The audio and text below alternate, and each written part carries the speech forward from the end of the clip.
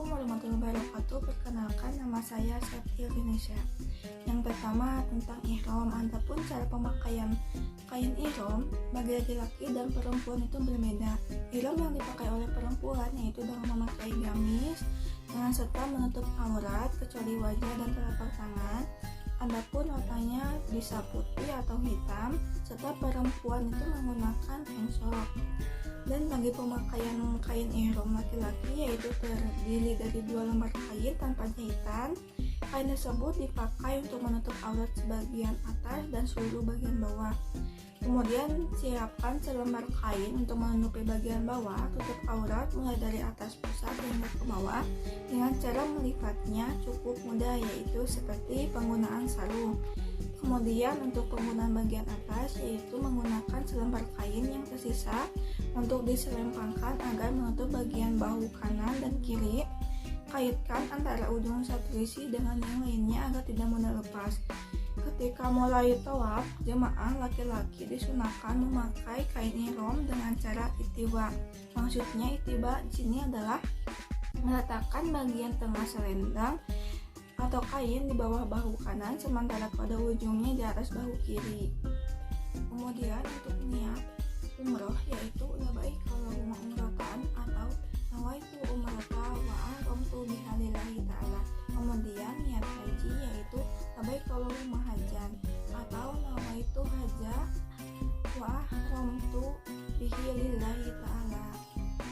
Ketika meminum air zam-zam yaitu Allahumma inni as'aluka ilman nafi'an wa rizqan wasi'an wa shifaan min kulli da'in wa saqamin bi rahmatika ya arhamar rahimin. Lalu doa ketika mendekati bukit Allah yaitu inna safa wa marwa min sa'ilillah wa man hajjal baita aw itamara fala junaha alaihi ayat tawafa bihima wa man tatawwa ghairan fa inna Allaha syakirun alim.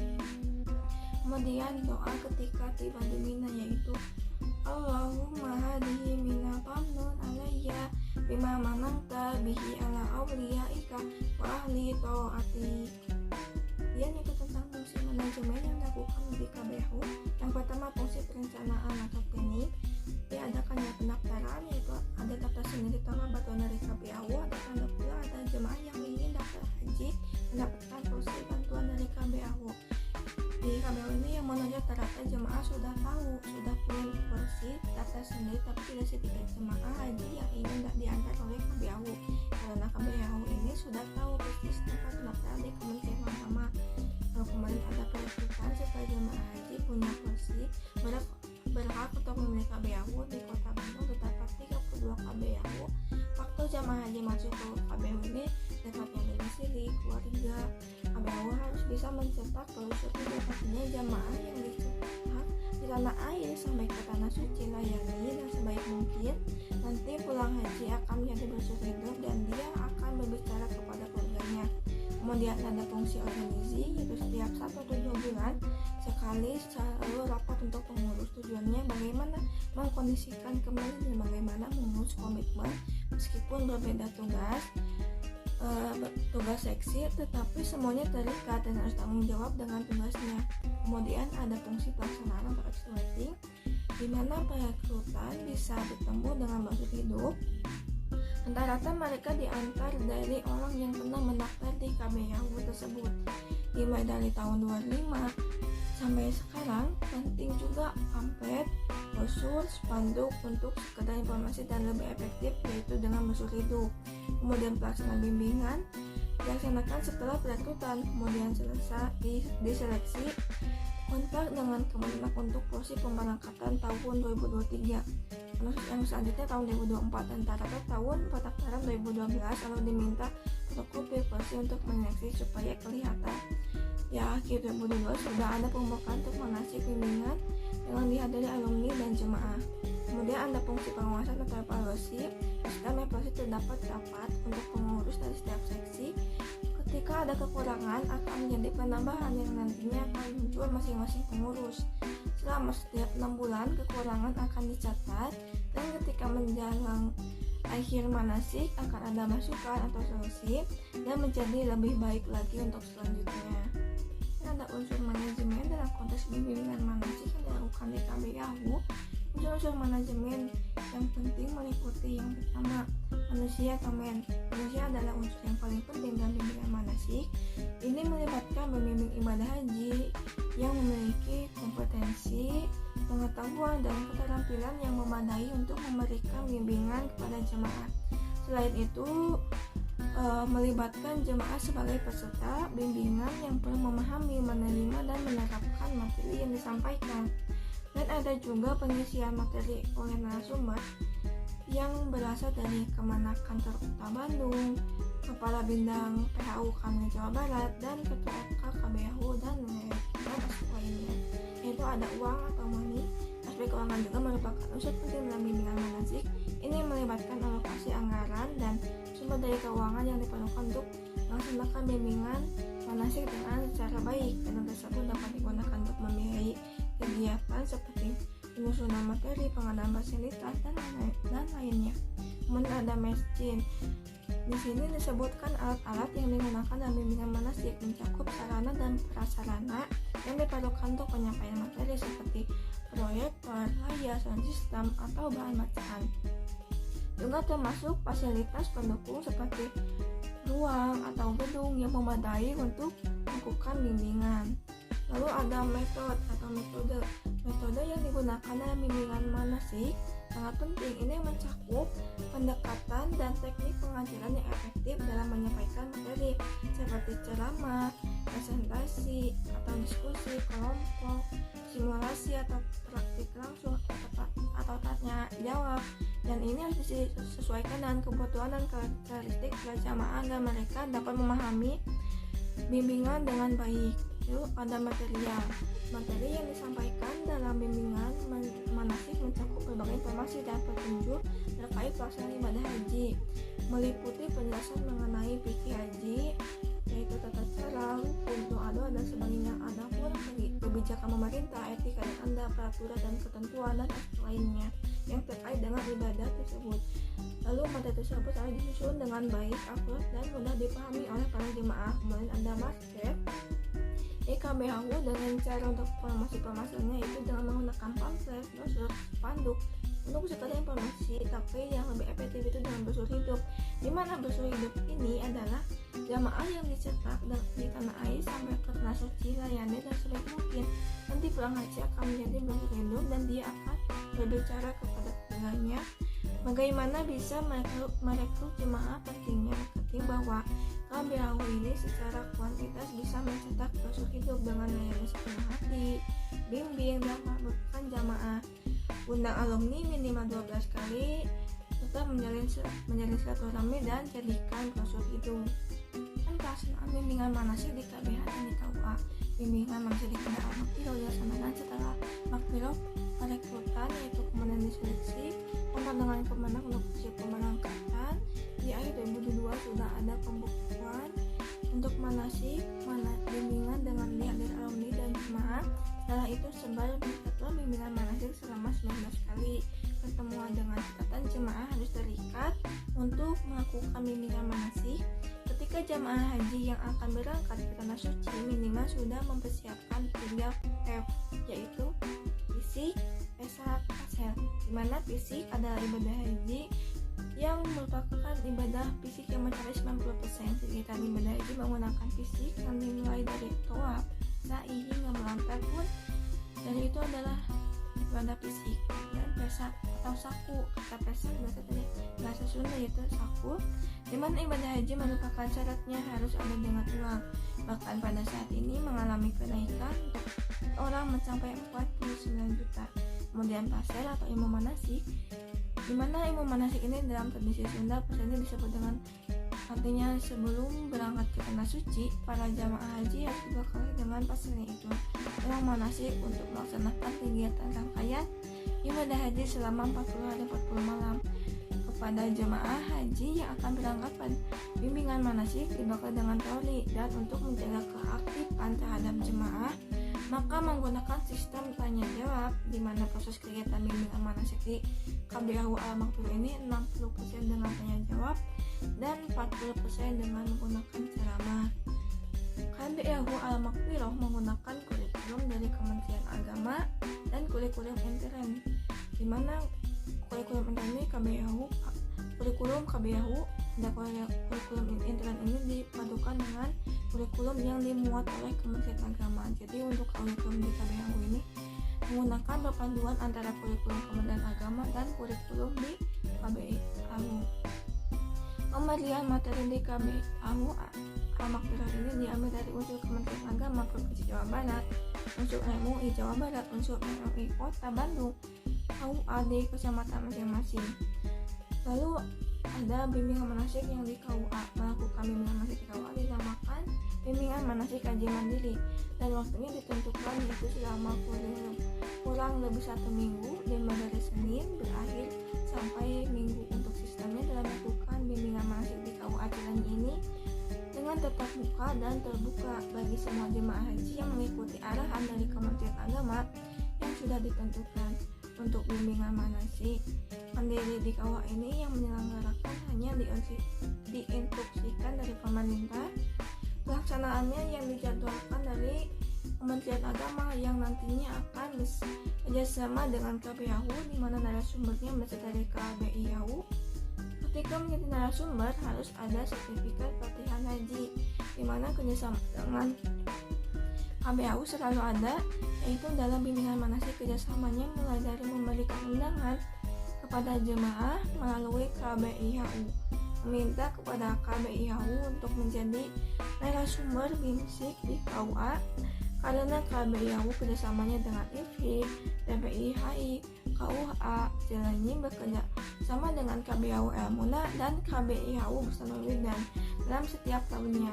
Metode yang dilaksanakan oleh KUA Kecamatan Cilenyi yaitu metode ceramah, di mana dalam penyampaiannya narasumber melalui metode ceramah dengan menggunakan media infokus atau ceramah umum, tergantung dengan para narasumbernya. Kemudian ada metode tanya jawab. Dalam bimbingan manasik haji, metode ini merupakan strategi untuk mengukur sejauh mana pemahaman calon jemaah haji terhadap materi yang telah disampaikan oleh pembimbing, serta dapat membangkitkan respon para calon jemaah. Kemudian ada metode simulasi. Metode ini biasanya dilakukan dengan praktik yang mencapai 40%. Contoh simulasi bagaimana cara tawaf, sa'i, talbiyah, lontar jumroh, mengucap hajat aswad, dan lainnya. Penggunaan media selama bimbingan manasik tergantung pada pemateri. Apakah penyampaiannya secara manual atau monitor infus? Namun KUA mempersiapkan segalanya dari mulai persiapan hingga pelaksanaan di antaranya.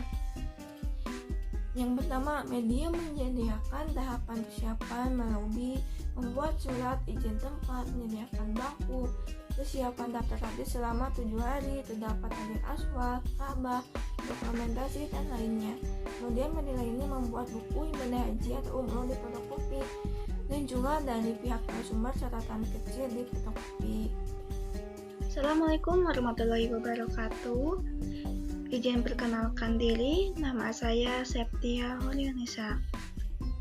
Sebelumnya di sini saya akan memaparkan tentang materi bimbingan manasik, yaitu tentang kekhususan haji jemaah haji lansia, sakit, dan berisiko tinggi atau yang disebut RISTI.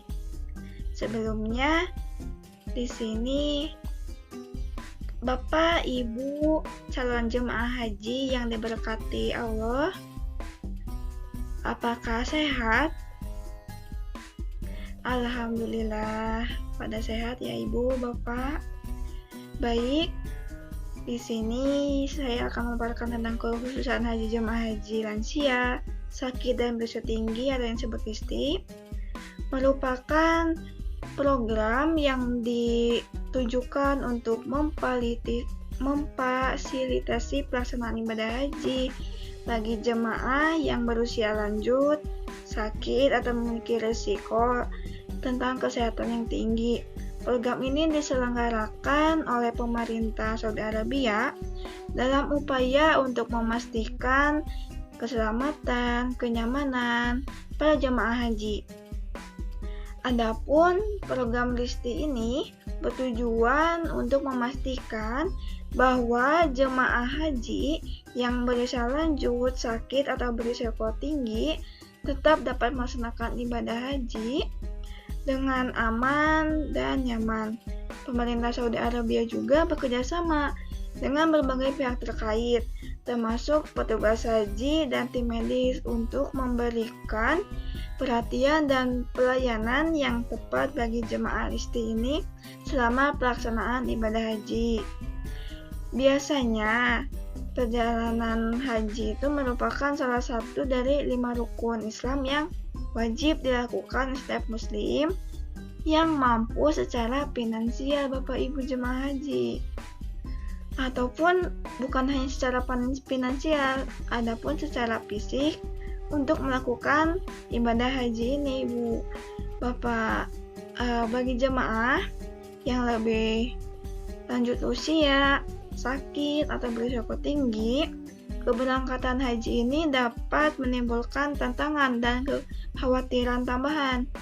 Penting untuk diingat bahwa persyaratan dan langkah-langkah khusus yang diperlukan untuk jemaah haji lansia, sakit, atau berisiko tinggi dapat berbeda di berbagai negara ataupun otoritas yang mengatur perjalanan haji. Jemaah yang termasuk dalam kelompok ini juga disarankan untuk selalu mengikuti petunjuk resmi dari lembaga pemerintah atau badan haji terkait sebelum berangkat dan selama menjalankan ibadah haji. Untuk selanjutnya yaitu tentang langkah-langkah khusus dalam program Listi. Yang pertama ada kelompok khusus, di mana jemaah yang masuk dalam kategori Listi akan ditempatkan dalam kelompok khusus yang mendapatkan perhatian khusus dari petugas haji. Kelompok ini akan diawasi lebih intensif untuk memastikan kebutuhan kesehatan dan kenyamanan mereka terpenuhi. Lalu kemudian ada konsultasi medis, di mana jemaah yang termasuk dalam kelompok ini harus menjalani konsultasi medis dengan dokter sebelum berangkat haji. Tujuannya dari konsultasi ini adalah untuk memastikan apakah kondisi kesehatan mereka ini memungkinkan untuk melakukan perjalanan haji. Lalu jemaah Listi ini akan mendapatkan pelayanan medis yang memberikan perawatan dan penanganan medis yang diperlukan. Selain itu, fasilitas medis yang lebih lengkap juga akan disediakan sekitar tempat pelaksanaan ibadah haji. Lalu selanjutnya terdapat pendampingan. Bagi jemaah lansia, sakit, atau berisiko tinggi, mungkin diperlukan pendamping selama perjalanan haji. Pendamping ini bisa menjadi anggota keluarga atau tenaga medis yang terlatih untuk merawat kebutuhan kesehatan khusus. Yang dimana jemaah Listi ini akan didampingi oleh petugas haji yang terlatih dan berpengalaman dalam menangani kasus-kasus kesehatan yang kompleks. Pendamping ini akan membantu jemaah dalam berbagai aspek pelaksanaan ibadah haji, termasuk kebutuhan medis dan mobilitas. Lalu selanjutnya terdapat akomodasi yang sesuai. Jemaah Listi akan ditempatkan di akomodasi yang sesuai dengan kondisi kesehatan mereka. Fasilitas tersebut biasanya dilengkapi dengan fasilitas medis dan aksesibilitas yang lebih baik untuk memudahkan pergerakan jemaah yang memiliki keterbatasan fisik. Selama perjalanan haji, akomodasi mungkin diperlukan untuk memastikan kenyamanan dan keamanan para jemaah. Ini juga bisa termasuk aksesibilitas bagi orang dengan gangguan mobilitas atau fasilitas medis yang lebih baik di tempat menginap mereka.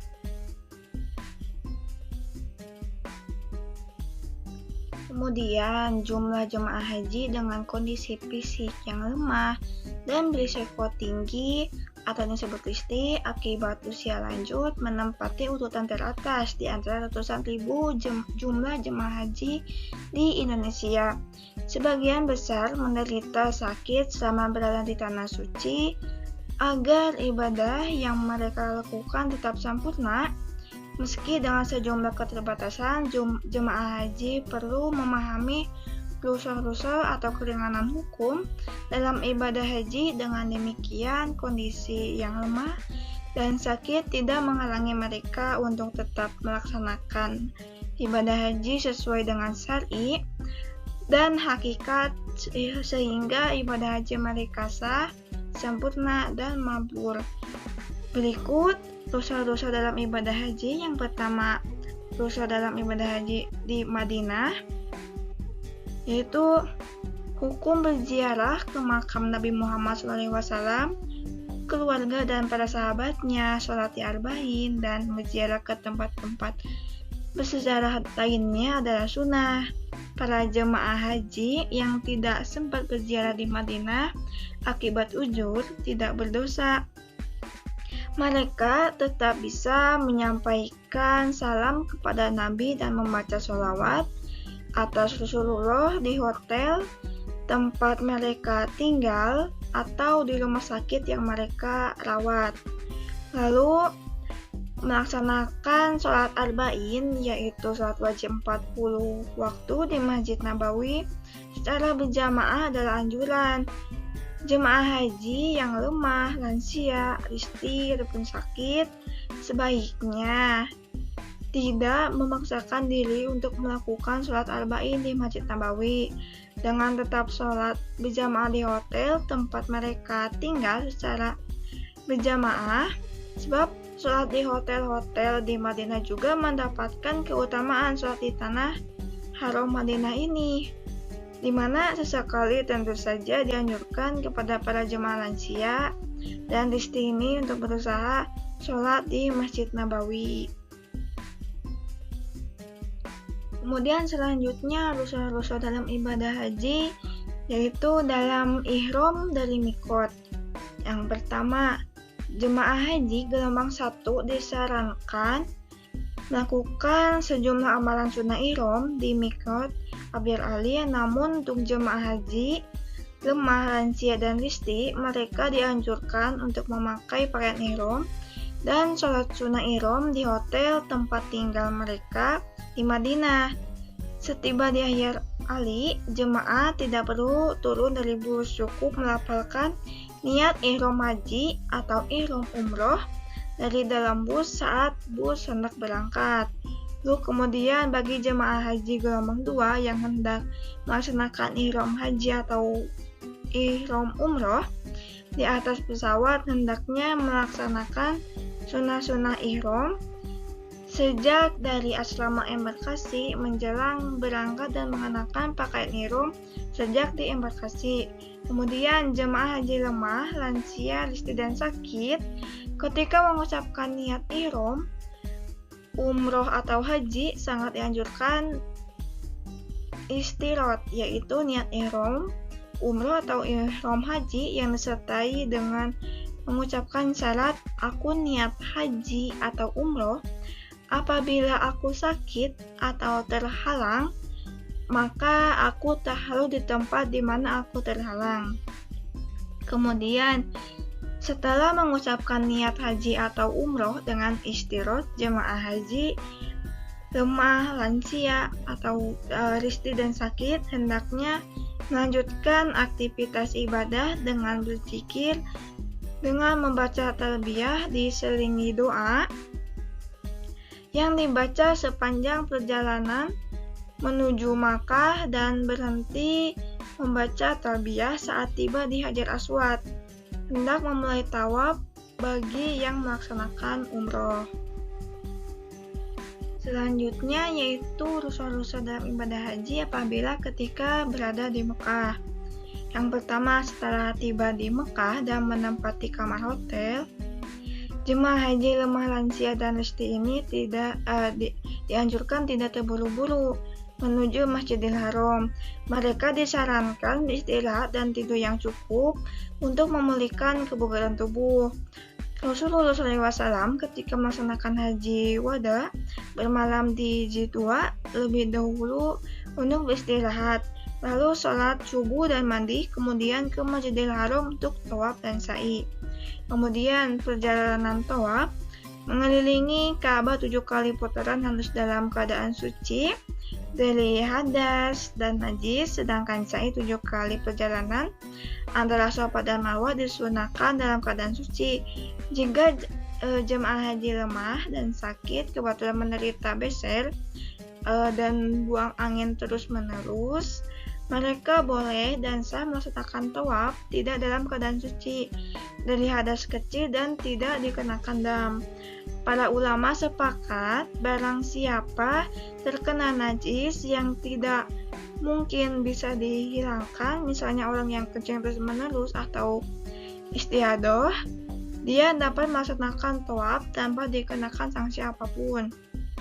Kemudian, tawaf dan sa'i dapat menggunakan kursi roda, baik dengan membawa sendiri atau menyewa. Jemaah bisa menggunakan jasa sewa skuter matic yang disediakan itu khusus di lantai 3.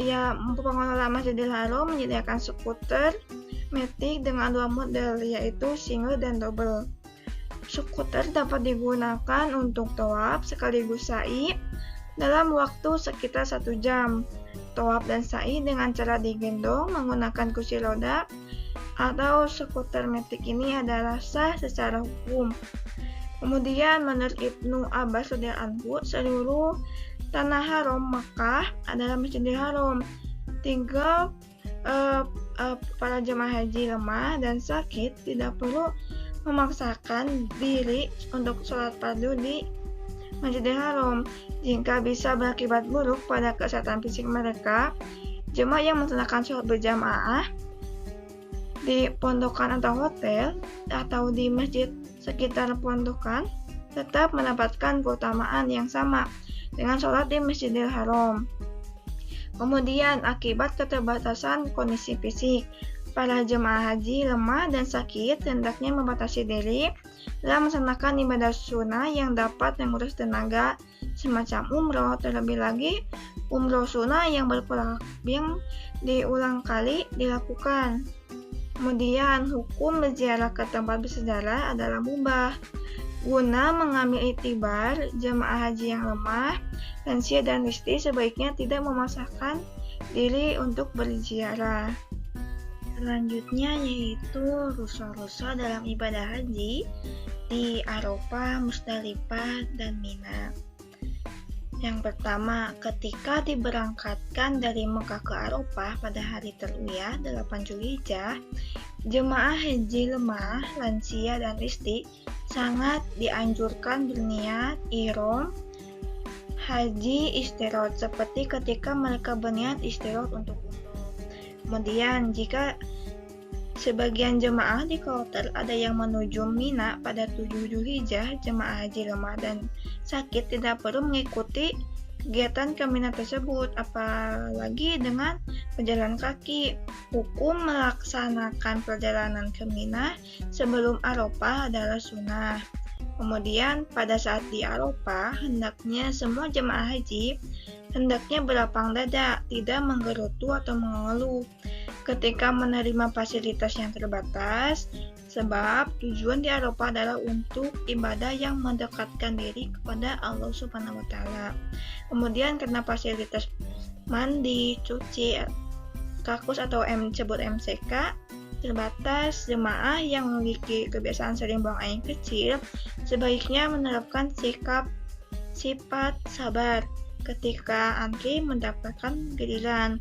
Lalu, bagi jemaah lansia, sakit, dan istri ada 2 kemungkinan cara berhaji atau wukuf. Apapun jenis haji yang diambil, jemaah haji hendaknya menerima ketentuan itu dengan ikhlas karena Allah Subhanahu wa Ta'ala Kedua cara tersebut, yang pertama jemaah haji yang mampu secara fisik, sehat dan kuat atau dalam kondisi sakit ringan dihadirkan di Arafah pada 9 Zulhijjah untuk melaksanakan wukuf bersama-sama dengan rombongan satu kloter.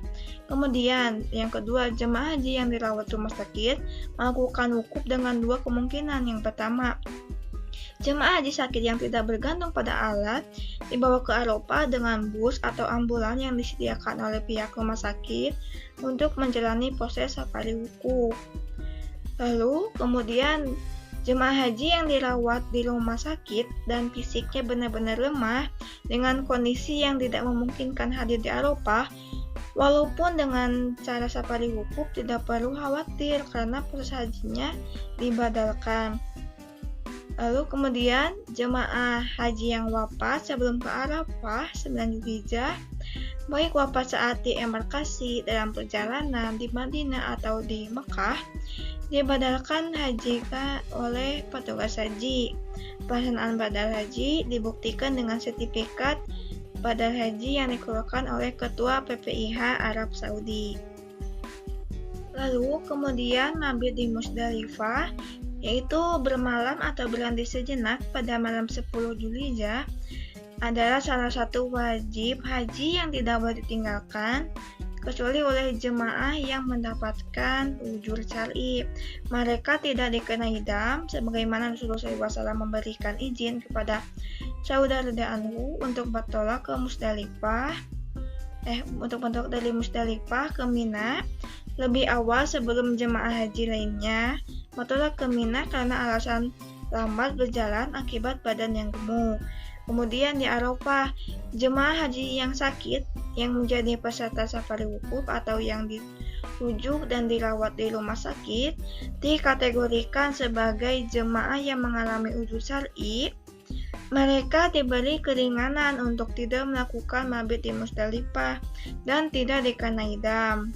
Demikian juga jemaah yang sakit yang sedang mabit di Musdalifah kemudian dirujuk dan dirawat di rumah sakit. Kemudian di Mina, jemaah haji yang menjadi peserta wukuf atau yang dirujuk dan dirawat di rumah sakit dikategorikan sebagai jemaah haji ujur syar'i yang diberi keringanan tidak melakukan mabit di Mina. Mereka tidak dikenai dam. Kemudian mewakilkan lontar jamroh hukumnya sah, karena itu kewajiban melontar jumroh Aqobah pada tanggal 10 Zulhijjah dan melontar jumroh wusta dan kubra pada 11-13 Zulhijjah. Bagi jemaah lemah, lansia dan listi, seyogianya diwakilkan oleh keluarga, teman seregu atau petugas haji.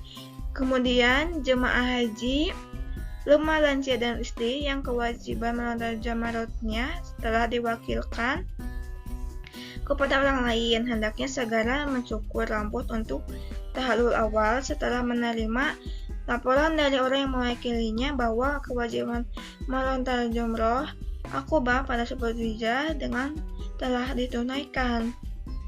Kemudian jemaah haji peserta wukuf yang dirawat di rumah sakit pada 10 Zulhijjah boleh mencukur rambut tanpa menunggu laporan dari petugas yang sudah dilontar, berarti sudah untuk bertahalul. Kemudian selanjutnya yaitu dosa-dosa dalam ibadah haji ketika di Mekah pasca Ar-Mujna.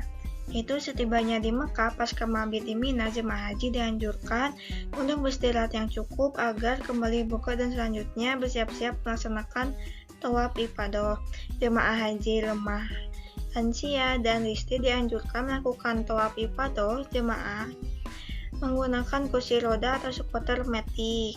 Bagi jemaah yang di safari diwukufkan yang terkadang tidak bisa melaksanakan tawaf ifadahnya dibadalkan dan dilaksanakan oleh petugas haji. Kemudian jemaah haji lemah, lansia dan listi sebaiknya tidak memburu-buru ibadah sunnah yang membutuhkan tenaga ekstra pasca mabit di Mina.